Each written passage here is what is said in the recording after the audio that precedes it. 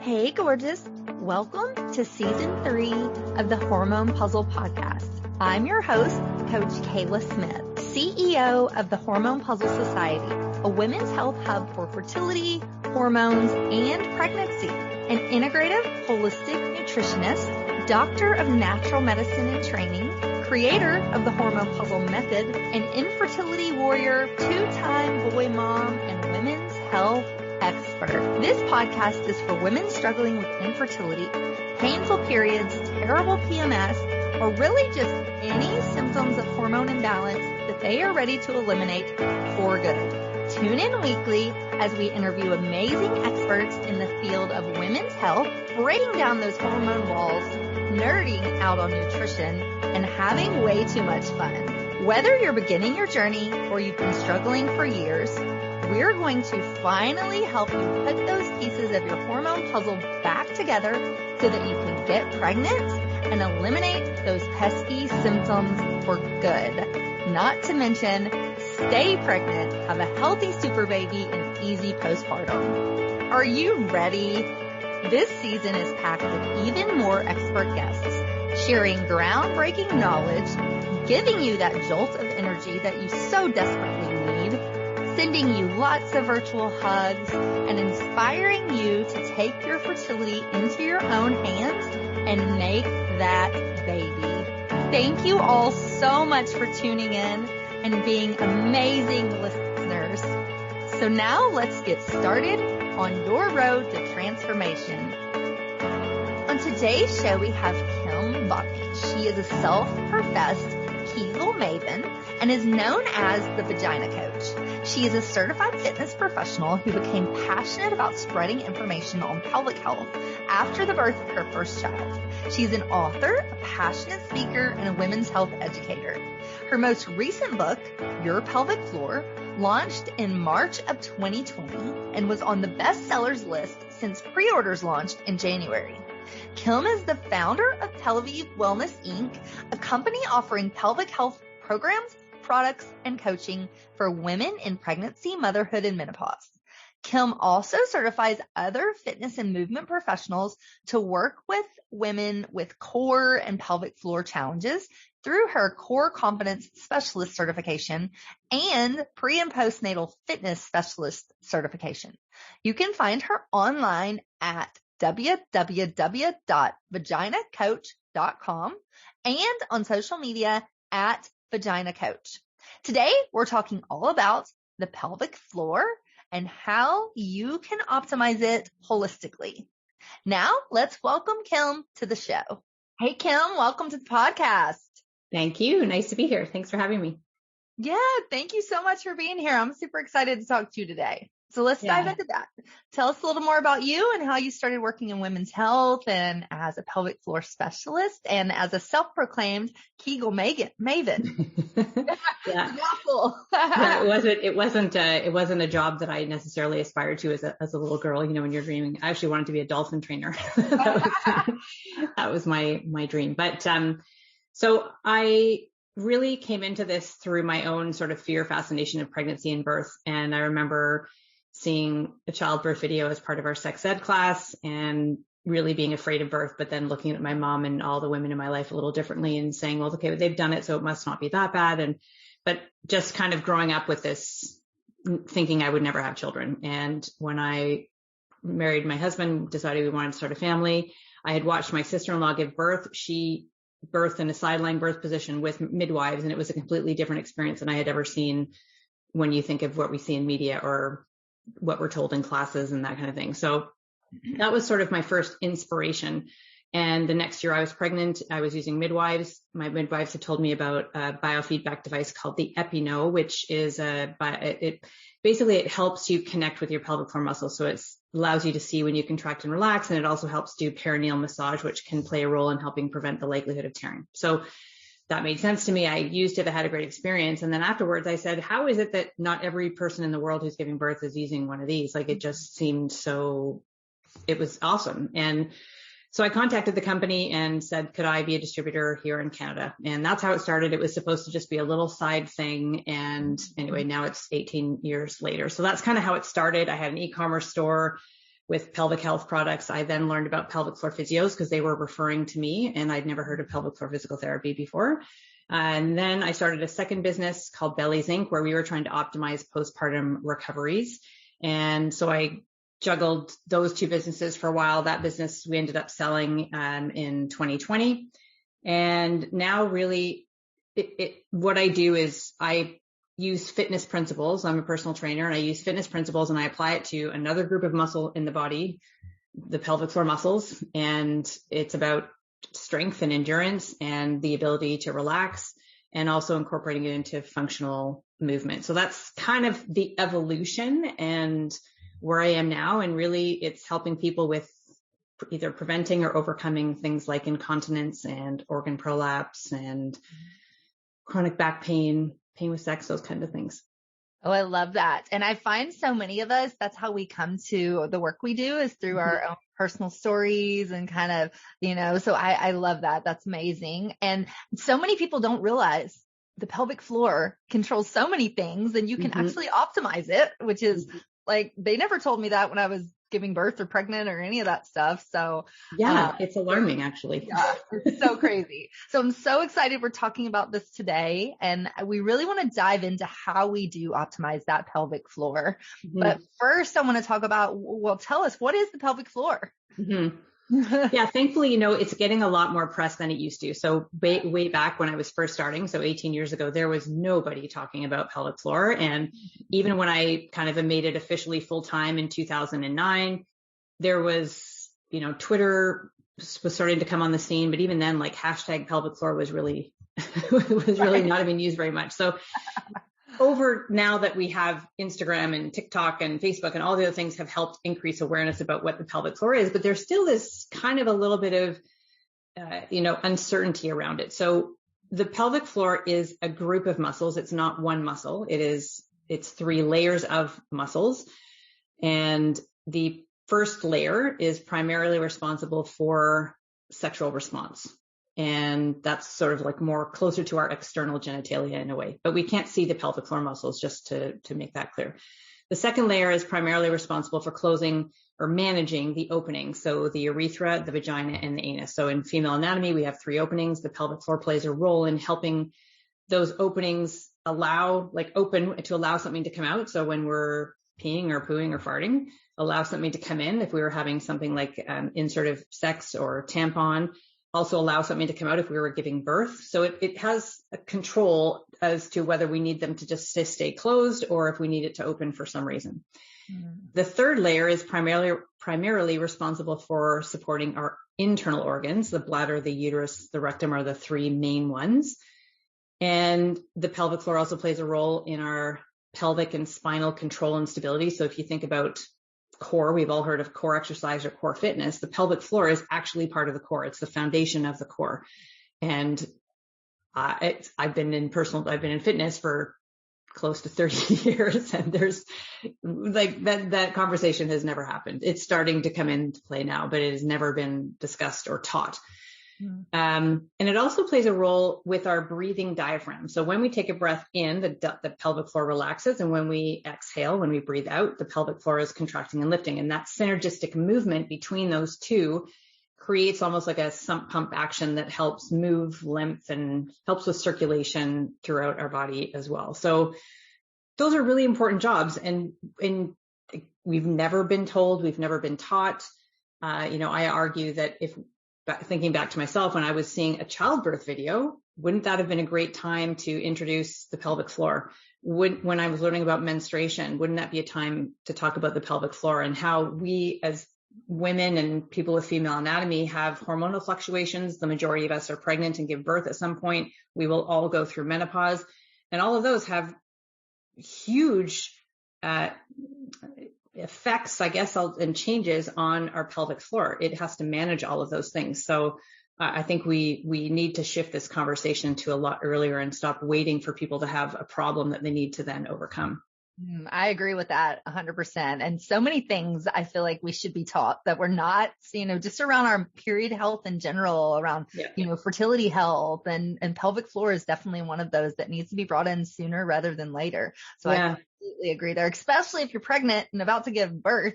Like nobody ever said a word to me about my pelvic floor and how to optimize it or, yes, make exactly. Yeah. And had I not used the Epino, I would never have thought of it. And then it was kind of, again, that's really what prompted it. Was after I gave birth and I reflected on what I did and then compared it to other friends of mine what their birth stories were. And I thought, this played a role. And I was not as informed as I am now, but I know that played a role. And that was really the impetus for the first program that I ever created called Prepare to Push, which was trying to introduce the concept of what the pelvic floor is, how it's managing pregnancy, what's changing in the body, what happens during and after birth, and how we can recover function, because that's just simply left out of prenatal education. There's no doctors screening for it or talking about it.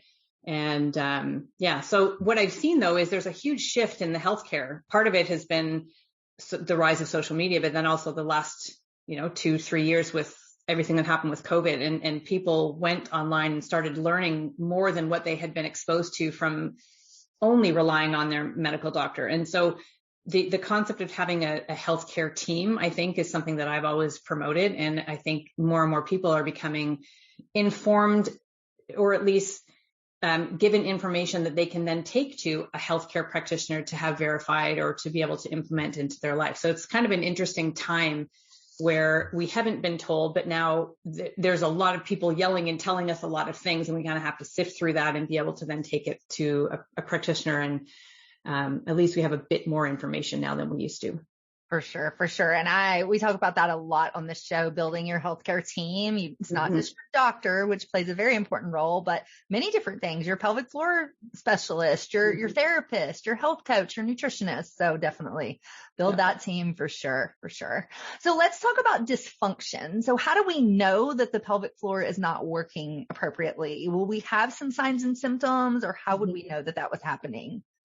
Yeah. So when all the jobs that I listed are happening without us really having to think about it. It's automatic, or it should be. And there's an anticipatory element of the pelvic floor. So it sort of is recognizing when we might fall or when we might, lift something heavy, and it's pre-contracting in anticipation of that. Mm-hmm. When we lose that anticipatory element for some reason, that's one way that it could then start to contribute to dysfunction. When we have hormonal shifts, that could contribute to dysfunction. Injury, of course, can contribute to dysfunction. So some of the more common signs or symptoms that you may experience that could suggest you have a challenge with your pelvic floor. The biggest one, probably the most common and most people are aware of, is stress urinary incontinence. People call it peasing or sneeze pee. So that's where you laugh, cough, sneeze, jump, and a little bit of urine will leak out. And we are given the impression, sometimes from healthcare providers, sometimes from family members or friends, sometimes, all the time from media, that it's just part of being a woman, or that's just what happens after you've given birth, or this is just a part of aging. And so we are then kind of thinking we're in this, I just have to suck it up, or I just have to put pads on, or this is just something I have to live with now. And it's not, it's very, very treatable, but that's the most common one. The other aspect of incontinence is also urgency, where people, they may not leak urine, but they have sudden overwhelming urges. Oftentimes people say, as I'm putting the key in my door when I'm coming home at the end of the day, or if I hear running water, those are common triggers. Then all of a sudden they feel like alarm bells are going off and I have to get to the bathroom urgently. Sometimes there'll be a little bit of urine that leaks out. Sometimes there might be a complete release of the bladder if they don't make it in time. So that's urgency or urge urinary incontinence. And some people can have a combination of those two together. That's also very common. There's also anal incontinence. So that's where gas or stool would leak out.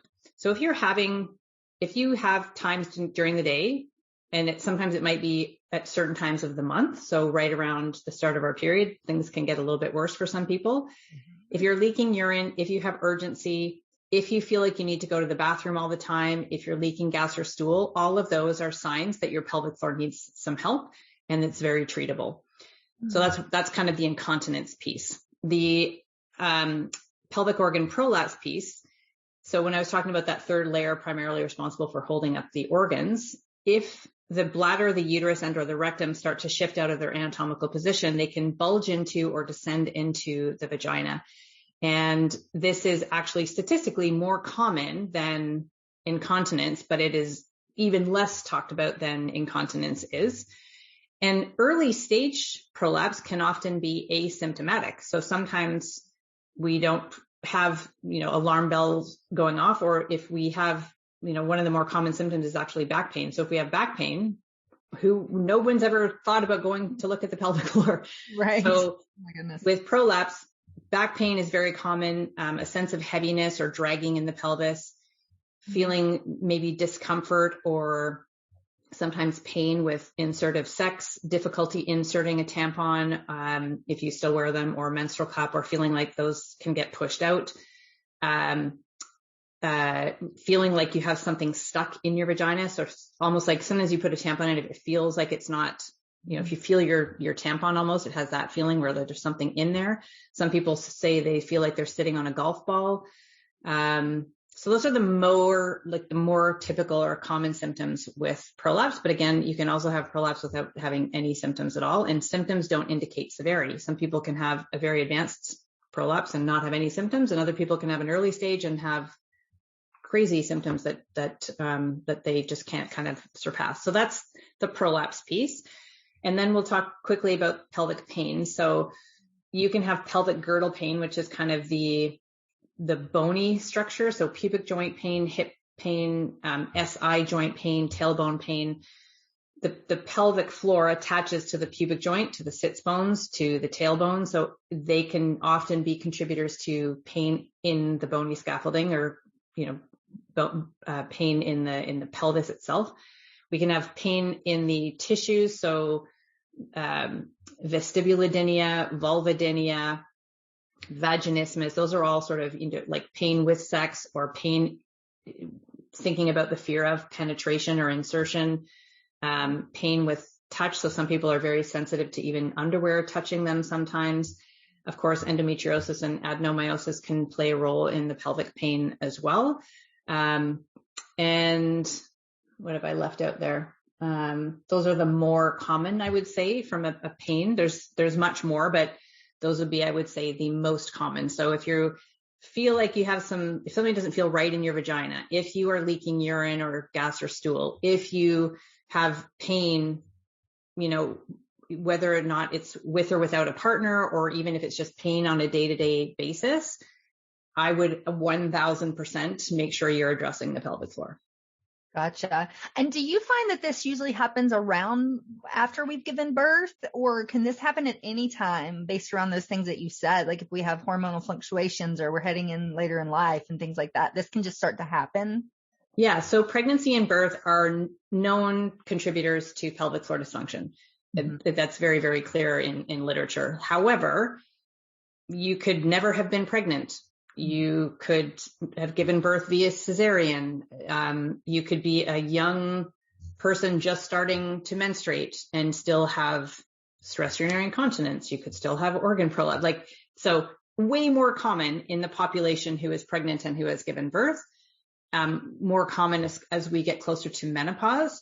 A lot of that is because of the loss of muscle mass, collagen, aging, biomechanics, like our posture changes, and obviously the mechanisms of pregnancy and birth. However, as I said, people who've never been pregnant can experience these as well. So we can't rule it out just because you have given birth via cesarean, or because you've never been pregnant or given birth before, that you won't have these issues. Gotcha. So what do we do about them? Let's talk about that. So what is the first place we start? Say we're having some of these issues. Where do we start first? And then I want to talk about kegels. You say kegels are good, but they can be bad if they're done wrong. Mm-hmm. And then you also talk about reverse kegels. So I want to dive into that. Mm-hmm. Yeah. So always hands down, my first recommendation is to see a pelvic floor physical therapist. If you live in the United States, they're called pelvic floor physical therapists. If you live in Canada or over in many parts of Europe, they say physiotherapy. It's the same specialty. It's just a slightly different name. Mm-hmm. But somebody who is licensed. So essentially they have gone to physical therapy school. They've become a physiotherapist or physical therapist, and they then take additional training in the pelvic floor specifically, and they are licensed to evaluate and treat beyond the entrance to the vagina. And there are practitioners who do treat males. We're talking about women in this particular episode, but so they can evaluate with an external evaluation and an internal evaluation. And that is using gloved fingers. There's no speculums. It's not at all like a PAP test. And in some cases, there may be a rectal exam as well, depending on the person and their symptoms or their challenges. But predominantly, it's a vaginal exam. But they all look, it's a whole body approach, really. They look at our posture and our breathing and movement mechanics and, history. It's very, very comprehensive. And people walk away from their initial assessment and they think, how can it be that I've lived for 30 years, 40 years, 50, however many years in this body, or I've had sex before, I've given birth before, I've done all these things and I didn't know this about my body. So that is hands down the number one thing that I recommend. And even if it's just one appointment every year, I sort of view it like we treat our mouth to screening with the dentist once or twice a year. And we will go to our dentist if we don't have a cavity, if we don't have any complaints or pain, or we just go because we've been conditioned to do that. And I feel like we should be doing the same thing with our pelvic health as well, where we go see our pelvic floor physical therapist once, maybe twice a year or more if you need it, if you have an issue, obviously, but just go and have a screening and keep things in check. So that's the number one thing. We then benefit from pelvic floor exercise, and I'll wait until you ask me about the kegels, but pelvic floor exercise, kegels are a form of that. So making sure that we are doing some sort of pelvic floor exercise, optimizing also our pelvic health through diet. So many people who are dealing with symptoms, sometimes what contributed to their problem is constipation, but sometimes the way they handle their pelvic health contributes to constipation. So it can kind of be a chicken or the egg scenario, but constipation is a huge challenge to the pelvic floor and can create or exacerbate pelvic floor challenges. Also hydration. A lot of people, if they're afraid that they're going to leak, or if they're afraid that there's not going to be a bathroom, or they feel like they're in the bathroom all the time, they're going to restrict their fluids thinking that, that's their coping mechanism. And that actually exacerbates the issue as well. So make sure we stay hydrated is another thing that we can do. Move throughout the day. So don't hold, whether you're standing or sitting, we benefit from a variety of movement, not sitting for extended periods of time, not standing for extended periods of time, going for walks every day, and making sure if we are sitting that we are sitting in a way that is better for our pelvic floor. So that would include essentially sitting with your vulva and your two sit bones. So if you sit on a hard surface chair and you pull the flesh of your butt cheeks away, you should feel a bone under each butt cheek. Those should be in contact with your chair. You'll feel it better on a hard surface, and your vulva as well. So that's kind of like your little tripod. But a lot of people spend time with their vulva off and their tailbone on. So they might be on kind of the back part of those sit bones, but their tailbone is on the chair. And that can contribute to a lot of pain, back pain, pelvic pain, and also contribute to tension in the pelvic floor muscles. So that's kind of high level, my main recommendations. Interesting. I'm kind of evaluating the way that I'm sitting right now. Yeah. I know everybody usually starts to shift. Right, I need to shift. So I love that. So let's dive into the Kegels piece. Mm-hmm. And you said something earlier, this is just one piece of a pelvic floor exercise. So Can you talk about that a little bit? Because I feel like many people, Kegels is all we've ever heard about. We didn't know there was other exercises. So yeah, exactly. It's so Dr. Arnold Kegel, in the 40s, looked at his patients after giving birth and found they were experiencing challenges like incontinence and were having a harder time activating their pelvic floor. So he used a device called a perineometer, which was a biofeedback device that allowed people. So it was similar to the Epinode that he used. There was a balloon inserted into the vagina and there was a gauge that people saw. So when they contracted their muscles, they could see the gauge move up. And when they relaxed, they could see the gauge move down. And that helped them connect with this group of muscles that we can't see. We can't go and flex our pelvic floor muscles in front of the mirror, right? So it gave this feedback to them. And sometimes after birth, it's common to experience a lag in sensation. So we may temporarily lose the feeling, and may not, and that can also interfere with our capacity to activate that group of muscles. So that's where Kegels originated. And They are a voluntary contraction and sort of an upward lift and a let go of the pelvic floor muscles. Now, what's happened over time, like fitness does to a lot of things, is we all think that harder is better. And so we think that we should be doing Kegels all the time. And a lot of people have never been taught how to do them correctly. So they think of a Kegel as just a squeeze. And a lot of people will then, use their inner thighs or use their glutes or they might be using their pelvic floor, but just focusing on the squeeze and not understanding we need a full range of motion. There needs to be a bit of a lift and there needs to be a bit of a a lot of a let go. And so it's often that letting go piece that is the hardest for people when they first start to learn how to do it. Oftentimes I hear, I've been doing them wrong my whole life. I coordinate it with the breath. So as I mentioned before, the pelvic floor and the diaphragm, they work together. Inhales relax the pelvic floor, exhales engage the pelvic floor. So when we bring our breath into it, people also realize that they have been sort of breathing a little bit, like breathing in a non-optimal way. I guess that we're all breathing, we're all alive. It's not like you've been breathing wrong, but just in a way that would foster better pelvic floor activation. And the reverse Kegel, it's kind of, again, people think of a Kegel as just a squeeze. And the reverse or the opposite of that would be the let go. And so really a reverse Kegel is just the relaxation phase of a Kegel exercise, if that makes sense. So I don't really use the term reverse Kegel very often. It's used a lot and I've helped try to clarify what it actually means. I use a term called the core breath. And I started using that. I use Kegels as well, but I wanted to bring attention to the fact that the pelvic floor is part of the core and also that it works in synergy with our breath. So that's where that term came from. So teaching somebody how to do a Kegel, this will be a very quick instruction, but just if you're sitting on those sit bones and your vulva on the chair, when you inhale, you think about blossoming your vulva. You think about maybe your sit bones spreading apart. You kind of feel a sense of fullness on the surface of the chair. And then when you exhale, now we want to add a cue to activate those muscles. Again, because we can't see them, we need some visualization. So the most common one that people resonate with is thinking about picking up a blueberry with your vagina and your anus as you exhale.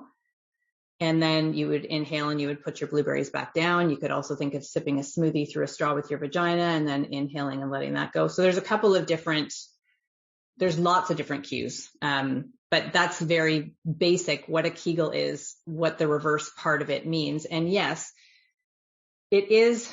So it's not like there's, 15 different ways to activate the muscle. There is like you activate, you lift and you let go. That is a Kegel exercise. But for some people, they may need to work more on the lift part. So they might have their squeeze down really well, but we need to work more on the lift. So they would take the basis of the Kegel and now they would really focus on that lift and they would practice like almost people think about lifting up elevators or really, pulling something right up into the body.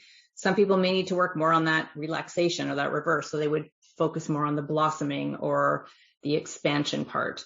Some people need to work more on the squeeze. So there's different elements of the Kegel. But then the final point is Kegels are a static exercise and most people do them like we just did here, sitting in a chair or maybe laying down in bed.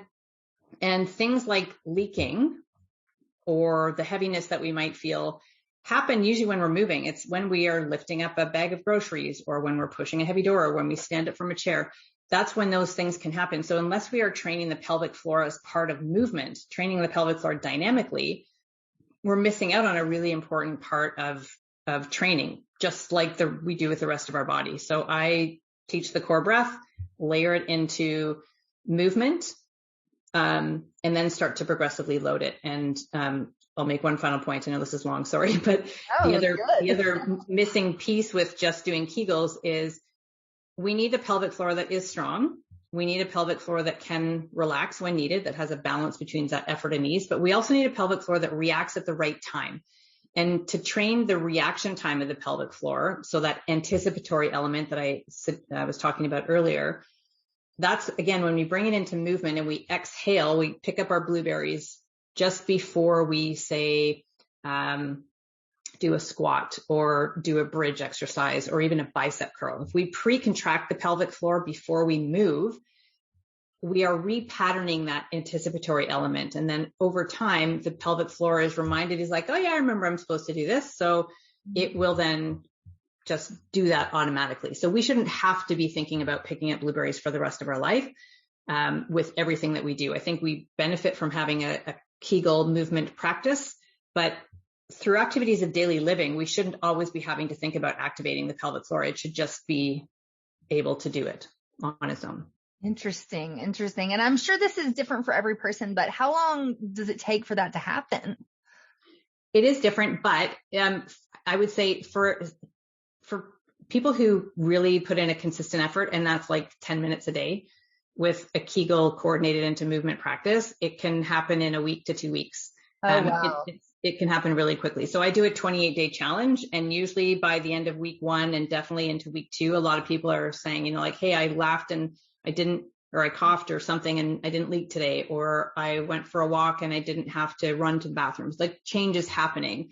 The key there also, though, is again, consistency. So yes, we're starting to retrain that anticipatory element, but we need to maintain that. And it really is a lifestyle. It's not just a quick fix. Interesting. I love it. So we're going to take a short break. We're going to hear a word from our sponsors. We're going to come back and talk more practical tips around the pelvic floor and how to optimize it. So we'll do that and more when we come back. Hey y'all, it's Coach Kayla here. I hope you are loving this episode as much as I am. We will be back in just a minute, but first, a word from our sponsors. This episode is brought to you by the Hormone P.U.Z.Z.L.E Society, a women's health hub for fertility, hormones, and the business of coaching. Whether you're struggling to get pregnant with pesky hormone symptoms, or you're working to build a career in the fertility and women's health space, we have you covered. Visit our website at www.coachkayla.com to learn more on how we can help you. Text the keyword fertility to 615-257-8855 for your free fertility meal plan. Hey, Kim, welcome back. Nice to be back. So let's talk practical tips. We talked about some things in the beginning, but what are maybe your top 5 things that we can do to optimize our pelvic floor? So the number one thing I said before was pelvic floor physical therapy. So if there was one thing you took away from this podcast, I would say find a pelvic floor physical therapist and book in with them. And that could be just Googling pelvic floor physical therapy and your city or your town. You can also look, there's a directory at a site called pelvicguru.com. There's also the American Physical Therapy Association or the Canadian Physiotherapy Association. So I always say start with Google. That's usually, it's becoming a lot more common. So there's usually in most major cities, somebody. And depending on where you live, some people may need to have a doctor's referral depending on their health insurance. But most places you can just book and it's private pay. So, and then people will often say, well, I don't have health benefits, so I can't private pay. And I recognize that it is an expense. However, I will also say that pads, if you're wearing incontinence pads, they are upwards of, $50 to $200 per month. Mm-hmm. And over a lifetime, if you start using them kind of in your 30s sometime and you're living to kind of, 80-ish, 90, somewhere in there, it could be upwards. The math I did was between $50,000 and $70,000 on pads. So if you can save your money, I always say if you're pregnant, put that on your registry, mm-hmm. right? Like, or for a birthday present or something, ask for help with regards to that to make it accessible for you. So that would be number one. The next would be paying attention to your diet, making sure you're avoiding constipation, making sure you're staying hydrated. We should be having at least one bowel movement every single day, and it should be very easy to pass. Use a squatty potty to get your feet elevated. That really helps optimize bowel movements. So that is a huge contributor to pelvic floor challenges. And constipation is a contributor to urgency. So a lot of people will say, I feel like I have to go to the bathroom all the time. And a lot of times it's because they're constipated. It pushes that fullness in the rectum can push onto the bladder as well. So diet, pelvic floor exercise. So having some sort of pelvic floor fitness regime. And once you learn how to incorporate pelvic floor into movement, how to train the pelvic floor dynamically, you don't need a separate Kegel practice. You can bring it into your existing resistance training. And if you're a female and you're not resistance training, I would highly recommend you start resistance training. It is so important as we age to have some sort of resistance training. And oftentimes it's the pelvic floor that holds us back from doing it because the symptoms are getting in the way. So when we can optimize the pelvic floor, and especially if we can bring it into movement, it all of a sudden opens up doors to people who maybe even have prolapse. One of my clients is a competitor, fitness competitor. And after the birth of her second child, she had a stage 2 bladder prolapse. So stages are the indication of how advanced it is, how far away from the entrance to the vagina is the bulge. So hers was about 2 centimeters away, still on the inside of the body. And she was now thinking, okay, well, I still want to compete. And so she worked with me. She learned another technique, which I'm going to talk about in a second, called hypopressives. And she now lifts crazy heavy weight. And so many people are told if they have a prolapse not to lift. Don't lift anything over 10 pounds. And I think that's ridiculous. So having some sort of pelvic floor fitness regime, then kind of segue into hypopressives. So hypopressive means low pressure. It's low pressure fitness is another way that it's termed. And this was the first technique that came onto the scene that actually could reverse early stage prolapse. And it still is the only thing that I know of that can make such a significant change. So early stage, especially bladder and uterine prolapse, I've done it. I've reversed a stage 2 uterine prolapse in my own body. I know many other people who've done the same thing. More advanced prolapse, you can have, improvements in it. It really helps manage symptoms.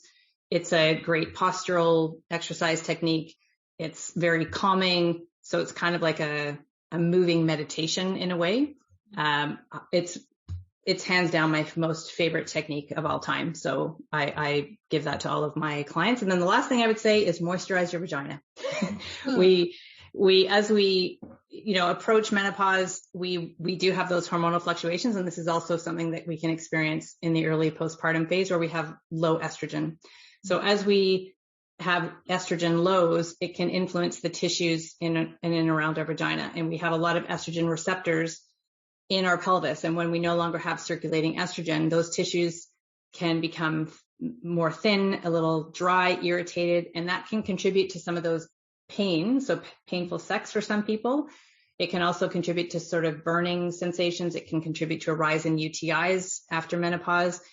And hyaluronic acid is, I know the word acid sounds weird, but hyaluronic acid is something we have. It's a naturally occurring substance in our body that we produce less as we age. And vaginal moisturizers that contain hyaluronic acid help those tissues retain more moisture and also can help heal already dry, irritated tissues. And it can be a life-changing thing. So you can start moisturizing your vagina anytime. And then as you get closer to menopause, I would also add in local vaginal estrogen. Gotcha. And so do you have a favorite brand of the vaginal moisturizer? Is there one that we should be using? And is there one that's more holistic than? Yeah, there's a few that I really like. One of them is, if you go to moisturizeyourvagina.com, is it's literally hyaluronic acid and vitamin E. It's 2 ingredients. It's in a little gel. It ships across North America. It's a great, I love that one. So that's one. There are some that are like little ovules that you insert. Some people prefer that over the gel. It can be, I like the gel because you can also apply it externally to the tissues. So you can put it anywhere. But there's ovules. Repagine is one that's in Canada. Hello Bonafide. They have a product called Reverie. So Hello Bonafide is the website and Reverie is the product. That's a really good one as well. There's tons of them. Those are a few that I've tried and used. There's also different, almost like, I wouldn't call them moisturizers, like they don't have hyaluronic acid, but they can help with the external tissues as well. V Magic is one that I really like. What's the other one that I'm thinking of? Vital V is another one that I like. So those are a bit more like balms in a way. So you can use those in conjunction with. So those are the brands. Moisturizervagina.com is the easiest one to go to. Yes, definitely. I love that. And so one final question on that point. And so is this something we would do along with doing lube if we needed some sort of lubrication, if we were having painful sex? So it's not one or the other, it's both. Correct. Yeah. There's actually, there's three components there. So there's the vaginal moisturizer, and that is something you could use at your whenever, like it's not necessarily, you don't have to be close to menopause to start that. So moisturizer, and that's usually people put it in at night, but you can use it during the day as well. Lubricant would be used when you have, when you're participating in mainly insertive sex, I would say, and that would be with or without a partner. So even if you're using a toy or something instead of an actual like person's penis or fingers, make sure it's water-based, but you would want to use a lubricant for sex. And then the estrogen piece is as we approach menopause, and this will be different. The average age is 51, but some people go into it earlier, or some people have other reasons why they may experience vaginal dryness. And vaginal dryness, it's about 80% of people will experience it in their lifetime, and it does not improve with age. And the number one gold standard is local vaginal estrogen.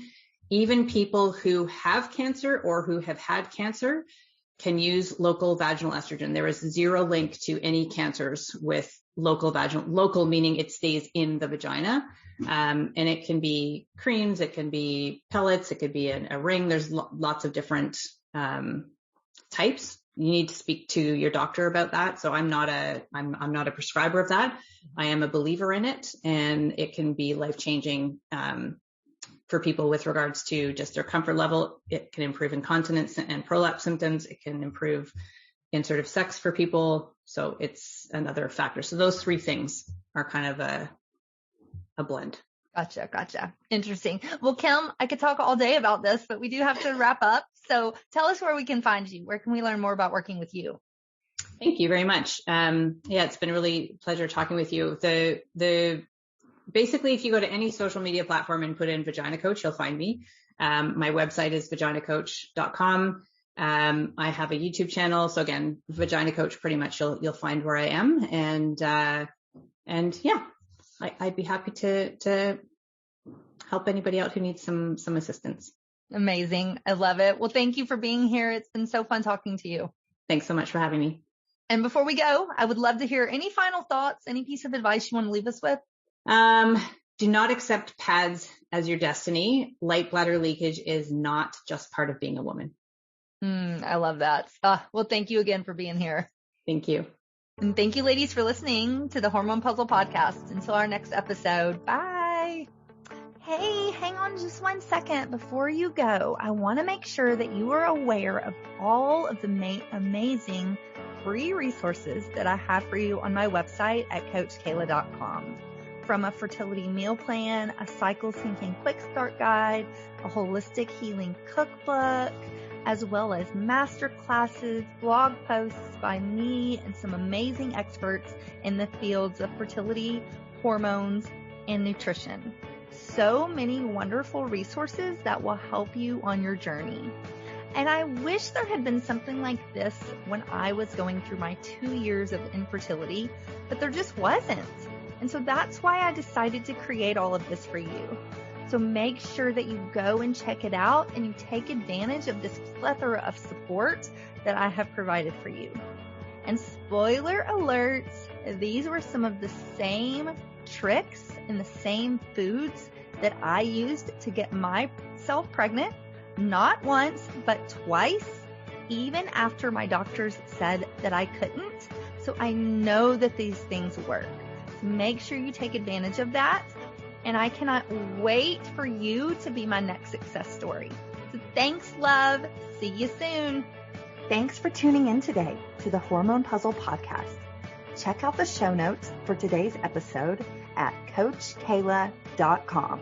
If you like what you hear, please subscribe and leave a review. Thanks for hanging out with me, and I'll see you next week.